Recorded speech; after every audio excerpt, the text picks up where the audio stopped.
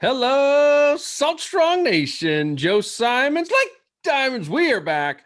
We got a special episode here. Wyatt Parcell, one of our employees and someone who has been on quite a few of these podcasts. He lives in North Carolina. He does a lot of his fishing reports in North Carolina. He's touched on the subject of some of the issues that North Carolinians, especially recreational fishermen in North Carolina, have been facing over the years with depleting fisheries and stocks and just things that don't make sense. Like, why are there gill nets in the state of North Carolina when Florida, where I am, and every other state has, for the most part, banned these things, and the shrimp trawling and just all these issues? And something always has kind of seemed fishy. And this is my perspective.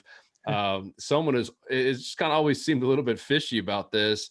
And then I saw the news here recently, and I'm just going to read the headline: CCA NC, that's North Carolina, and 86 citizens file lawsuit against the state for coastal fisheries mismanagement. And I read through what I can read here. I believe it's a pretty thick lawsuit of probably many decades, I'm guessing, years of just kind of mismanagement and perhaps some decisions that don't make sense to anyone who cares about our natural resources and our waterways. And so I got David Snead on, and we're going to talk all about it. And I wrote down a few things prior, and it sounds like there's kind of three big issues that we're going to talk about with David. But first and foremost, welcome to the show, my friend. Hey, Joe, thanks for having me on. I'll go ahead and apologize up front for the scraggly No Shave November beard, but it is that time of year. Yes. Are you going to get a big fat ugly mustache too, or? Yeah, absolutely. Once I get rid of this, I'll just let the whole thing just go down. Yeah. Love it. As long as my wife will put up with it. Yeah. I understand. I've been there before. So David, talk about your background. What do you do with CCA? Have you lived in North Carolina years? I don't know the whole backstory. Yeah. So I'm born and raised in North Carolina. Been here all my life. Traveled around a lot of other places in the country, but can't imagine anywhere better to be if you like the outdoors and you like to hunt and fish like I do and be outside. We've got a wide variety of opportunity here. I was a member of CCA for years, even before I became the executive director. I was hired in 2014 to be the executive director. It just kind of came up in conversations with my local CCA chapter that there was an opening, and I had spent a lot of my professional career in the construction industry, and been through some ups and downs of the markets crashing and rebuilding, and had just turned 50, and when I was given the opportunity to work for CCA, I kind of looked at it as I spent the first 50 years of my life pretty much trying to make a living. I thought I'd spend the backside of the next 50 trying to make a difference. And so that's what kind of drew me to this is, I love to fish. I love to be outside. I want my kids to enjoy it and have a fishery for the future. I want my grandkids I want to take my grandkids fishing. I look forward to those days. And, unfortunately, a lot of times my children won't even go fishing with me anymore because they'll be like, Dad, you never catch anything, when we go. So what's the point? And so either I'm a really bad fisherman or the fishing or the fish aren't there. So we're working on both. But I've been here since 2014. I run the organization. I'm responsible for administration and operations, but I'm, the chief advocacy officer. I am a registered lobbyist. I spend a lot of time at the legislature and the executive branch trying to deal with fisheries issues and keeping an eye on legislation and regulations. And so it's a busy job, but it's a labor of love. I heard one stat about weak fish, trout, that, it was something crazy, like 90% down over a certain amount of time in your state. Is that?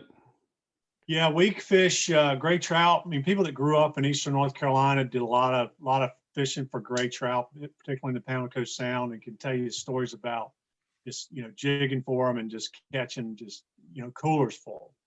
But we were looking at the stats when we were putting our complaint together, and one of the things that stood out was that, the commercial landings for weak fish, or what we call gray trout, since 1997 have declined 98%. 98. I mean, it's, the chart, we start putting these charts together and it's pretty ugly.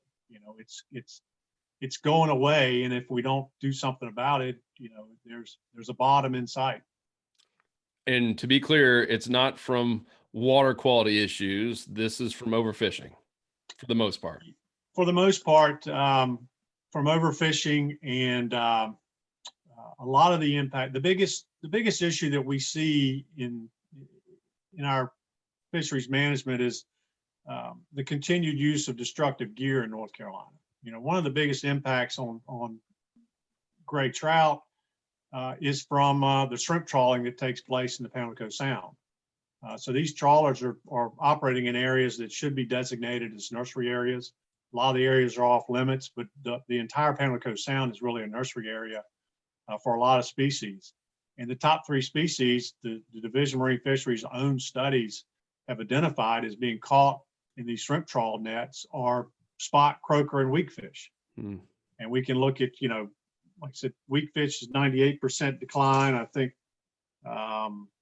where are my numbers on that? So you've got spots declined 84% and croakers 91%. There's got to be a correlation. It's no denying that. What happens in general when they get caught in the net? I mean, are they at that point just dead? Are these shrimp trawlers selling the meat at that point, or like, I don't even know what happens at that? No, it's effectively dead or dying. So just bycatch that just gets deposited and. Yep, it's bycatch. And again, the division studies on bycatch have indicated that for every pound of shrimp that they're harvesting in these inshore waters, they're catching and killing 3.3 pounds of finfish. Whoa. So, and it's either it's drug along and it gets in the tail bag and it's either dead when it's dumped on the deck, or it lays on the deck rotting in the sun as they cull the shrimp and throw out all the bycatch, and then they shovel it back overboard dead. And again, these studies are showing that there's hundreds of millions, and that's hundreds of millions of juvenile fish that are being killed every year in these shrimp trawls. And it's a huge impact. And if you don't think it's, true, you can just watch the trawlers, as they're going along, and you see the sharks swimming behind them, or the birds feeding behind them. It's like a buffet line. Yep. It's all there for them. Man, one thing I thought was interesting and probably smart on your part was I read through the lawsuit, and you guys, because I think my first impression was, oh, this is going to be, suing the commercial fishermen. I don't even know if they were even listed. And I guess it makes sense because the commercial fishermen aren't breaking any laws, right? They assuming they paid for their license, they're doing everything correctly.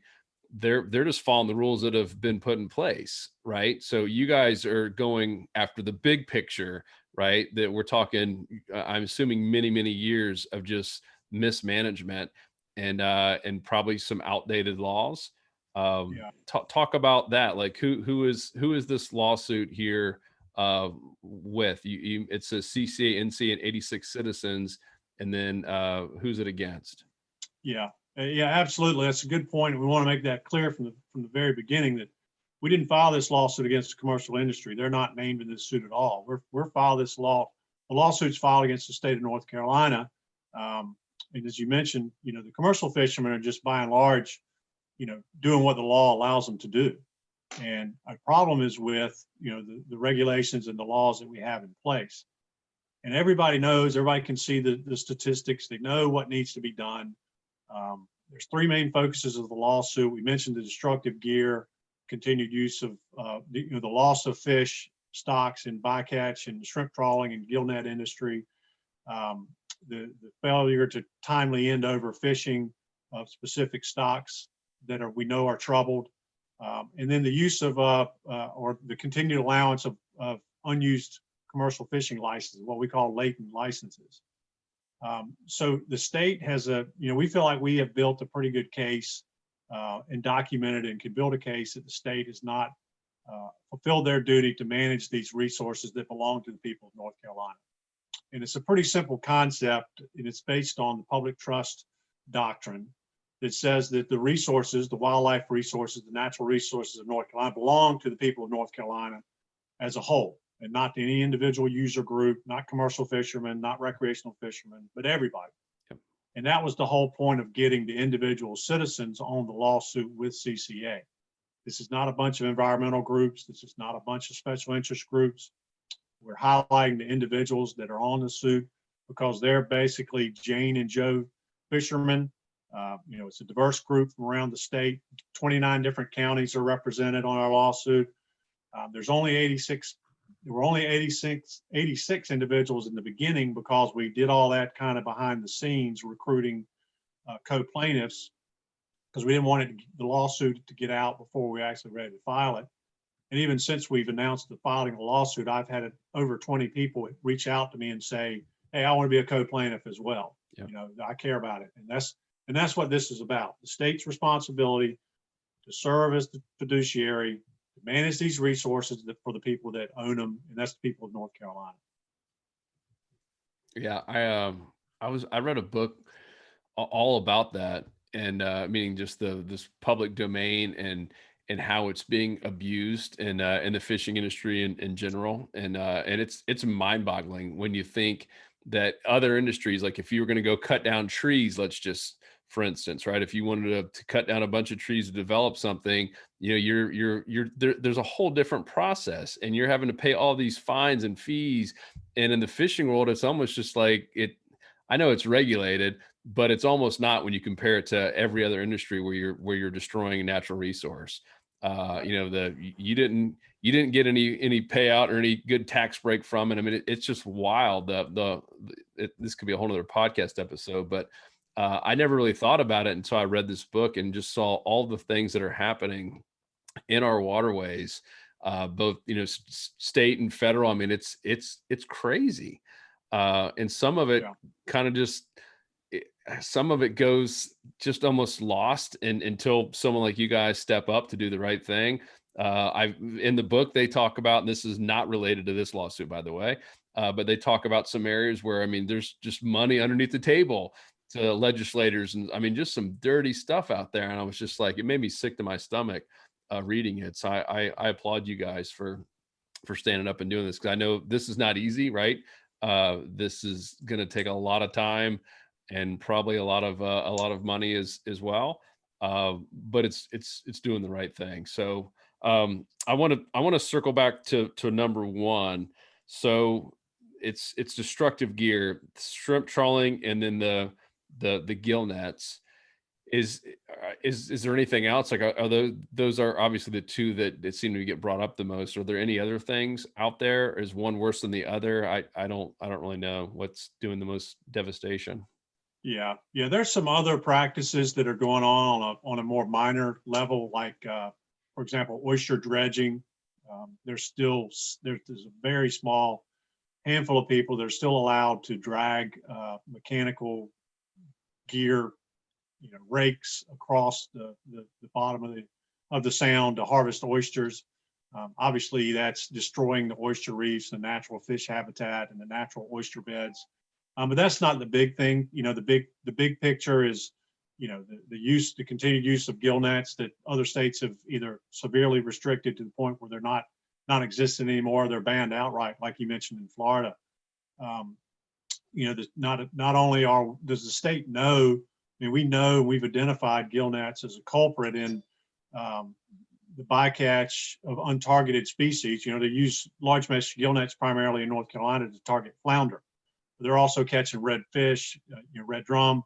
They're catching stripers in the small mesh gill nets, and those are those are stocks that are very important to both recreation and commercial fishermen. And in particular, look at things like striped bass that are all of a sudden we're having a huge problem with the stocks of those, and we know that we're losing a lot of those fish in the nets. So it could be an easy way to sort of take the pressure off of these troubled stocks, but yet the state has always lacked the political will to take that on and do what needs to be done. The same thing with shrimp trawling. The shrimp industry is the number one seafood commodity in North Carolina. It's where all the money is. So there's again, the regulatory capture, there's the reluctance of the state to take that industry on, even though we know that they're killing hundreds of millions of fish every year. And they've plowed up those oyster reefs in the Pamlico Sound. They've changed the fish structure, fish habitat, the structure in those sounds completely. And again, it goes back to, where we used to catch a lot of croaker and weak fish, and now they're just not there anymore. The numbers of fish are not there anymore. Well, according to your stat, I mean, they're killing 3 times more fish than they are catching shrimp. That's crazy. Right. Yeah. I mean, it's, we encourage people to go to the website. You can go to our website. It's pretty simple. It's ccanc.org. And there's a section on there that's got the full complaint. It's got a summary as well, an introductory section. We got some frequently asked questions, and we'll post some more news stories like the press release. But if you read that document, you can't help but be educated and informed about these issues. And anybody that looks at it, I just don't know how you can read that information and look at that data and those statistics and not go away saying, damn, are we really allowing this? This has been going on for how many years? So people need to be educated on these problems and be able to talk above the rhetoric. Again, commercial industry is going to come out and say this is an attack on us. You're trying to put us out of business. It's not. Our resource is in trouble, and their industry is in trouble, just like recreational fishing is in trouble. If we don't do something about it soon, we're not going to have. We're in danger of losing fish stocks. We had to close harvest on southern flounder in 2019 because of the fisheries managers refused to do what was necessary to end overfishing on those stocks until we got to the point where if we didn't do something drastic like shut down, limit harvest with seasonal closures, we could have lost those fish completely. And when you get to that point where you're having to close fisheries and have moratoriums, you're failing at your job. And to your point, for the commercial guys who I could understand why they would feel a little bit attacked by it. If you keep going down this path, they're not going to have any job at all in 10 years from now. I mean, or even shorter. I mean, there ain't going to be any fish for anybody, recreational or commercial. So, okay. Wow. So that's number one. Number two is failure of state to end the overfishing, which, kind of ties in with all this. Is there a goal of the lawsuit? Like, is it to kind of put higher limits or more stringent limits, I guess, not higher limits. Is there a certain goal of it? Like that, hey, we only want this many trout and this many redfish, this many flounder to be kept? Or is it just, hey, like you guys just don't make any sense with the current regulations right now? Right. Yeah, it's the big picture, Joe. I mean, what we're trying to look at is we don't have specific requests in there like that. What we're asking the court to do is agree with us that the state has failed in their fiduciary responsibility to manage these resources for the benefit of the people, and to agree with us that we need a different plan. Most states, when people ask me, where's the change going to come from? Is the court going to, write the changes that need to be done? And no, what we want the court to do is agree with us that we need different laws, we need new updated regulations, and we want this lawsuit to give our legislators the backing that they need to make the decisions that they know need to be done. If you talk to most legislators, they can look at these numbers too. I mean, they're not stupid. They know that there's a problem, but there's always been too much political pushback from a very small segment of the user group. I mean, when you think about North Carolina has close to 11 million citizens, and you've got, I mentioned unused the latent commercial fishing licenses. There are currently about 6,500 commercial fishing licenses that are on the books every year. and about 60% of those don't report any landings at all. So you're talking about an industry of about 2,500 or 3,000 people that are controlling our fisheries management policy in a state of 11 million people. I mean, that's just not, it's not right. I mean, they don't own the resources, the people do. And so what we want the lawsuit to do is give, we want the court to agree with us and tell the legislators and tell the executive branch that it's time to do something different. Most states have done this, have had these changes legislatively. Florida is the only one that I can think of that's different, in that you had a referendum on a net ban bill. That's not a public referendum. Is a citizen referendum is not an option in North Carolina, so it's got to come from the legislature. And that's where most states have made the changes that need to be changed, yep. The things that need to be done, and we want that same process to happen in North Carolina. So talk about the you mentioned it, 60% of commercial fishing fishermen, their licenses, they're reporting 0 catches for the whole year. Yeah, that's correct. So again, the problem that we see with that is we don't know what impact they're having on the resource. Now we know that we've got some problems with certain species, and when we talked about timely ending of overfishing, we're working right now with southern flounder is a huge one. It's been overfished since we know of since at least 1989. We've had multiple stock assessments done over the years, and nothing was done until 2019 when we had to have seasonal closures to address it. And then you throw in the concern with the stock assessments. If you've got 60% of these commercial fishing license holders that aren't reporting landings, what impact are they having on these stocks? Are they using their licenses at all? Are they using them just for personal consumption, meaning they're just catching commercial limits and keeping it for themselves? Are they selling it off the books? The problem for our fisheries managers is, how do you factor that into your equation when you say, this is our total allowable harvest that we know that the resource can bear, but we don't know what all these people are doing that are holding these licenses. We don't know what impact that's having. It could be in a whole lot worse shape than we even know, and it's in bad shape already. Well, I mean, this is my opinion, not yours. That seems crazy. I mean, they're talking about the majority of these commercial fishermen, and I met a lot of commercial fishermen. These guys aren't multimillionaires. They're not just going to waste money renewing their license. And that's crazy that the majority of them reported 0. So what's the fine if they don't do the reporting correctly or at all? Is there much of a penalty, or is there anyone even? Obviously, no one's really monitoring this closely. No, there's no penalty, and and there's been legislative efforts in the past to change that and say, well, if you're going to have a license, you need to at least have a minimum reporting requirement. You need to be using it. If you're not using it, you don't need to. You need to turn it in. Wait. So there's no incentive or disincentive to report as a commercial fisherman there. That's correct. Right. That's crazy. Yeah. And so if you just renew it every year and you pay the $400 and you keep your license, then you're good to go.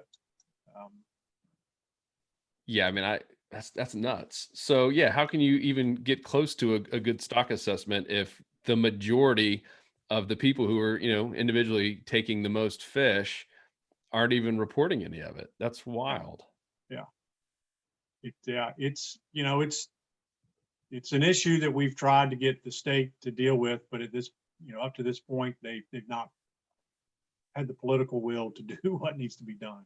So I don't know the answer to this one. Fisheries management in your state, who elects these people? Are they voted in? How do you even get on the board? How many people are there? So our fishery division of marine fisheries is under the executive branch, under the governor. And so you have a secretary of the Department of Environmental Quality, which is basically over fisheries, is a division of the department. And you have staff that runs the division of marine fisheries. And then we have a marine fisheries commission that's a 9-person appointed body they're all appointed by the governor. And the problem with that board is that it's set up for conflict, and it's basically, it's set up almost for failure, because you have 3 seats out of the 9 are set aside for recreational fishermen. You're either 2 recreational fishermen, 1 person from the industry, and then you have 3 people that are commercial fishermen or from the commercial industry. So you got, those 3, button heads on issues right off the bat. And then you have 1 scientist and 2 at-large seats that are kind of your swing votes. So you're always going to have conflict on it. But, the problem we've always had is that the commission is a what we call a vested commission, meaning that everybody on the board, or the majority of the people on the board, have some sort of financial interest in the resource that they're trying to manage. What do you mean? Like, give me an example. Well, like, the commercial fishing industry, if if they're up there and they're charged with saying, well, we need to cut southern flounder harvest by 72%. Well, they know that that's going to adversely affect their industry. So they're not likely to vote for what's best for the resource. They're thinking financial impact instead of what's the impact on the resource. Yep. So that's a big problem when you have people managing. Again, they have 3 votes out of 9 on a commission, but yet they only represent less than 1% of the population of North Carolina. So the overwhelming majority of the people of North Carolina that own the resource are underrepresented on the commission that's trying to decide what should be done with the resources they own. And what about the other 6 people? And I know a couple of them you said are at large. What's their incentive either way? Well, they're political appointees. So you've got 3 of them are either 2 of them are recreational fishermen. 1 is from the recreational industry.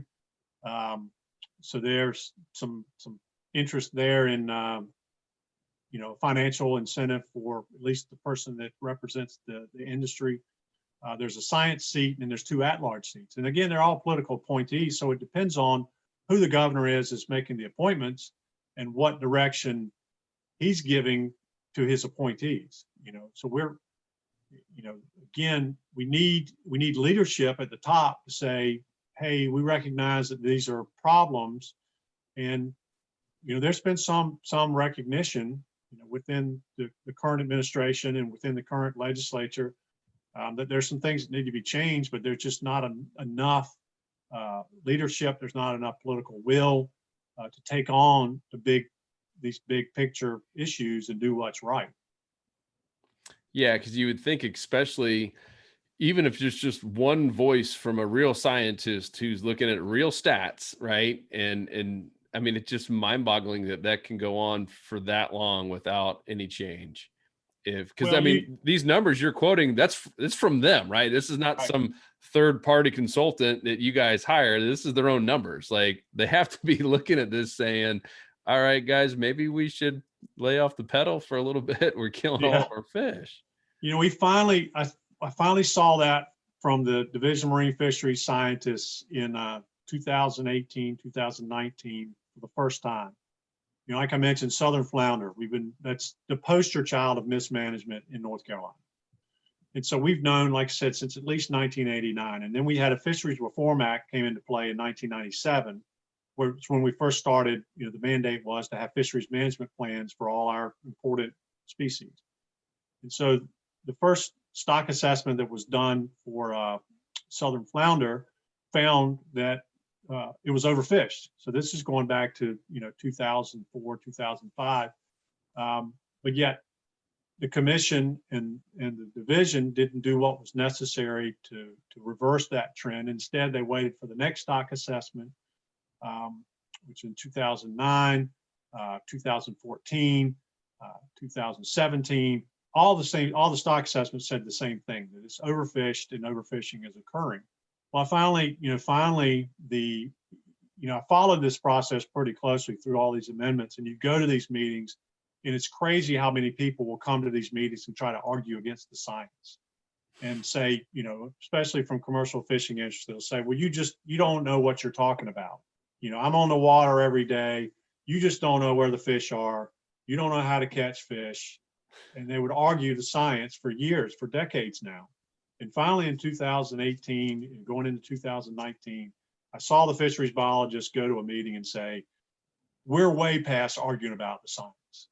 We're about to lose this stock. We're not talking about 10 years from now. We're talking about 2 or 3 years from now. We could see this stock completely collapse like we saw river herring. River herring in North Carolina was the same story. It was mismanaged for decades until it finally collapsed in 2005, I believe it was, and we've had a complete moratorium on the harvest of river herring since then. So, the fisheries biologists, I think, are finally willing to stand up and say, you're in trouble here. We got to make some hard decisions, but we got to get some new legislation in place. We got to get some laws changed to give them the ability to manage the fish species like they need to. How's the herring doing, by the way? It's from what I'm told by the biologists, that it will never recover in our lifetime to the point where we will see a sustainable harvest on river herring in North Carolina again, not in my lifetime. I think it's recovering, obviously, because nobody's harvesting any of them, but we're still well below the spawning stock biomass that the biologists look for a sustainable fishery. Got it. And also too, I want to clarify, when you say overfishing, let's just take the flounder. This is overfishing in general. It's not just pointing a finger at commercial guys. I know they take heat, but it's recreational too, right? It was just is that true or not? I mean, it was just overfishing, like all of the laws they put in place and all the limits were just off. Is that? Yeah, absolutely. I mean, it means we're taking more fish out by harvest, whether it be recreational or commercial or dead discards. We're taking out more fish than the stock can bear to reproduce itself. And what they found with southern flounder is, you can see this. We're in a lot of these stocks, we're seeing age truncation, where we're seeing smaller and smaller fish, and that's what what started to really set off the alarm bells with the fisheries biologists on southern flounders, that all of a sudden we're fishing on 1 and 2 year old fish that haven't had a chance to spawn even one time. So it's kind of like being an egg farmer and killing all the chickens. If your brood stock doesn't have a chance to reproduce, then eventually you're not going to have any more. And it's why we've done, we've seen, one of the successes that we've seen is a federal, Atlantic States Marine Fisheries managed species like red drum that has a slot limit, and we're allowing the larger fish, the big spawning fish, to survive, and we're allowing the smaller fish, to grow up before we kill them all. So we're creating more adults. What we're seeing in North Carolina with flounder and striped bass is this age truncation, where we're not seeing any older fish anymore. The older fish just aren't there because we're now fishing on a smaller stock. So you're going to be targeting those younger fish. Crazy stuff, my friend. What's the next step? Obviously, it's been filed now. Where does it play out? And I'm interested in these meetings too. You mentioned, a meeting where the public is invited. How often do those happen? Well, the state continues the fisheries management review plan. They've got a schedule where every year they're working on updating the fisheries management plans for certain species, and they'll have public scoping meetings where they allow the public an opportunity to comment and follow the process. There is a Marine Fisheries Commission meeting, a quarterly meeting, Thursday, tomorrow, and half day Friday. Everything's still in webinar meetings in North Carolina at this point. Everything's done over the internet. But as far as next steps for us, the state by law has 30 days to respond to our complaint. As I understand it, there's an automatic, if they ask for it, there's usually an automatic 30-day extension on that. We can expect, and they probably will do that, particularly as we get into the holidays. So once they respond, either they'll come back and respond to the complaint, which is what we would like for them to do, so we can have a dialogue about these issues, or they can seek a motion to dismiss and try to just get out of the lawsuit without having to deal with it. That to me would be regrettable. It's certainly something we're prepared for. That if the state wants to take that route, our lawyers are pretty confident we can overcome that. So we're at least 60 days out before we get a response from the state. Probably would be summertime before we actually have a hearing, whether that be on the complaint itself or whether that's on the motion to dismiss. So the wheels of justice grind pretty slow.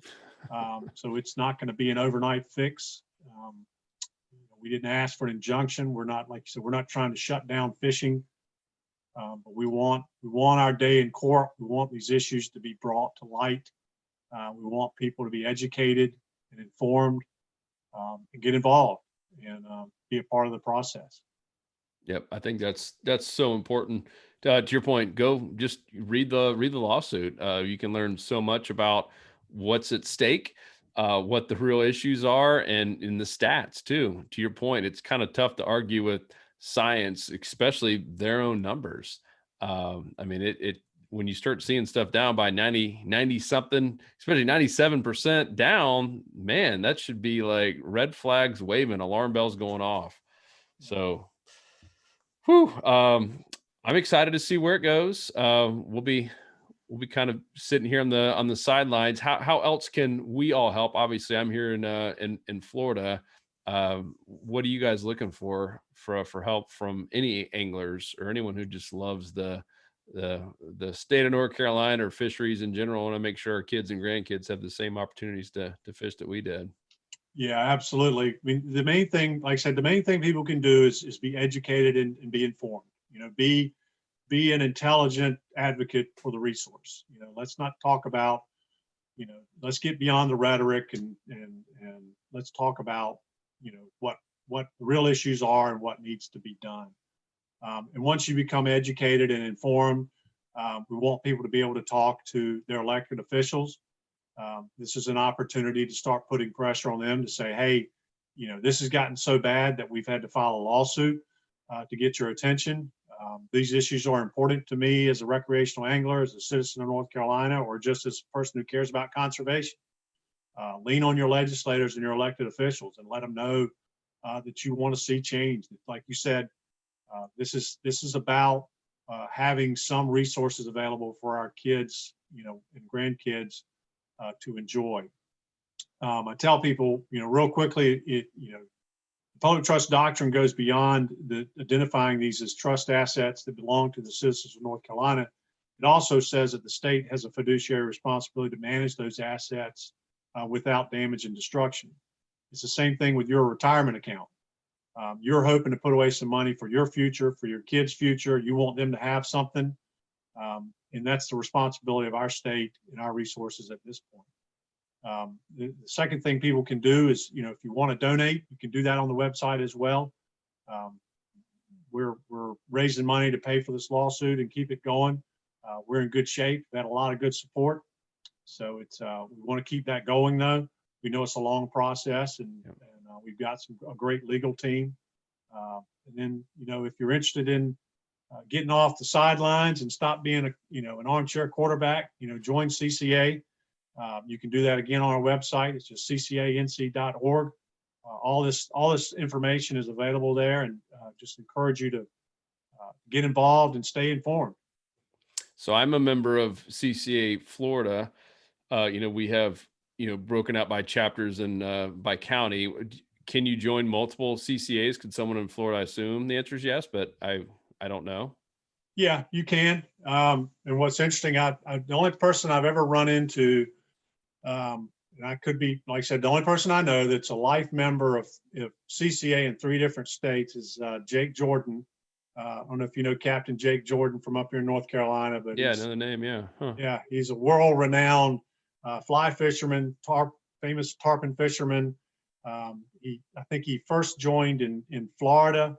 And he told me this story. I can't remember who it was, talked him into being a life member in Florida. And then he got, it might've been, then somebody talked him into joining, being a life member in Texas. And now he's a life member in North Carolina as well. So he's the only person I know that's a life member in 3 different states. So. All right. Yeah. So it can be done. It can be done. Yeah.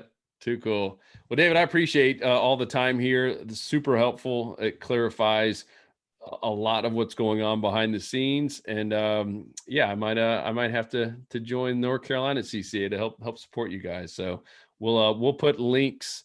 I know we have people that listen to this on Spotify and iTunes and in YouTube as well. We'll put links to everything. If you can, please repeat your website where everyone can go learn a little bit more about all this. Yeah, sure. It's CCA NC.org. CCANC.org. Cool. And we'll put that at the show notes at saltstrong.com/podcast. And we'll also have a whole blog post on this, and we'll put links to everything if you're watching this on our website, like I know a lot of you do. And then also at the bottom of both YouTube and on iTunes and on the blog, we have an area where you can type in questions. The best place is on our blog because that comes right to us and we get to those the quickest. But we love any of y'all feedback. And I'll make sure if it's a specific question for David, I'll forward it on to him via email where he can answer it. So if you have any questions or concerns or need clarification on this, first and foremost, go to ccanc.org. It's pretty well laid out over here. You can read everything there on the press release.